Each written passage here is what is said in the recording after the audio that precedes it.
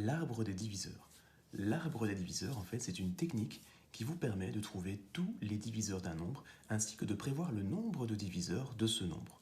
Nous allons prendre comme exemple 250. La première chose que je vais faire, c'est factoriser ce nombre en facteur premier. Voilà qui est fait. 250 est donc égal à 2 fois 5 exposant 3. Je retrouve ici deux facteurs, ce qui veut dire que mon arbre sera composé de deux ensembles de branches, de deux colonnes, on va dire ça comme ça. Nous allons analyser ces deux facteurs. Le premier facteur, c'est le nombre 2. Le deuxième, par contre, c'est une puissance, c'est 5 exposant 3. 5 exposant 3, c'est le nombre 125.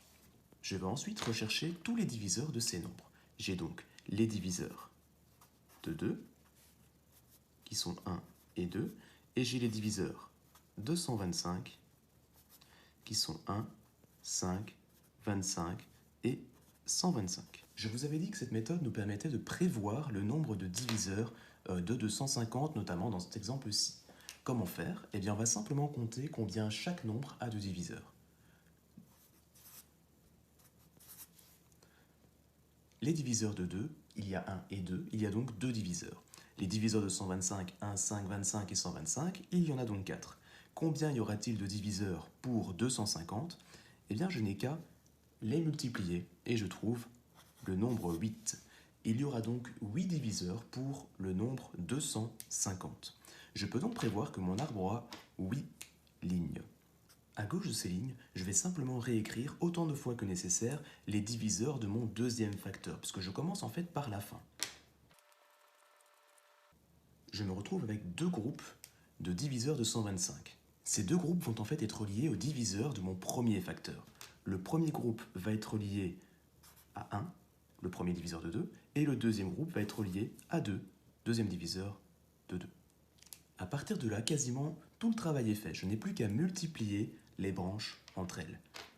Une fois 1, 1. Une fois 5, 5. Une fois 25, 25. Une fois 125, 125.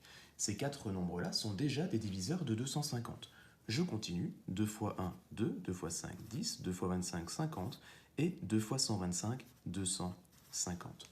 Je viens de retrouver tous les diviseurs du nombre 250. Il y a 1, 2, 5, 10, 25, 50, 125 et 250. J'ai bien mes 8 diviseurs.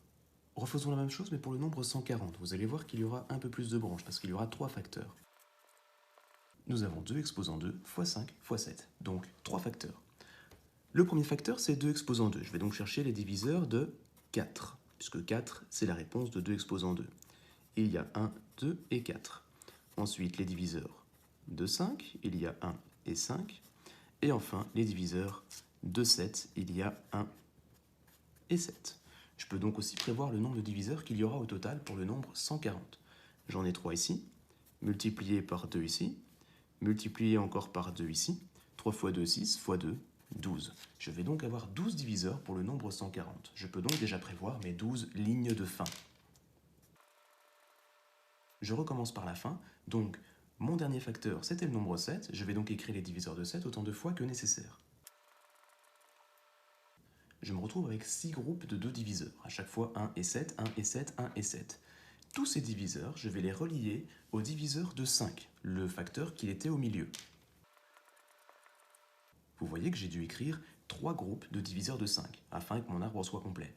À présent, je vais relier ces diviseurs-là au diviseur de 4. 4, c'était mon premier facteur, puisque mon premier facteur, c'était 2 exposant 2. Maintenant que mon arbre est complet, je vais encore une fois multiplier. Je dois juste faire attention à bien suivre les lignes. 1 fois 1 fois 1, ça fait 1. 1 fois 1 fois 7, ça fait 7. 1 fois 5 fois 1, ça fait 5. 1 fois 5 fois 7, ça fait 35. 2 fois 1 fois 1, ça fait 2, etc. etc. Vous obtenez l'arbre des diviseurs.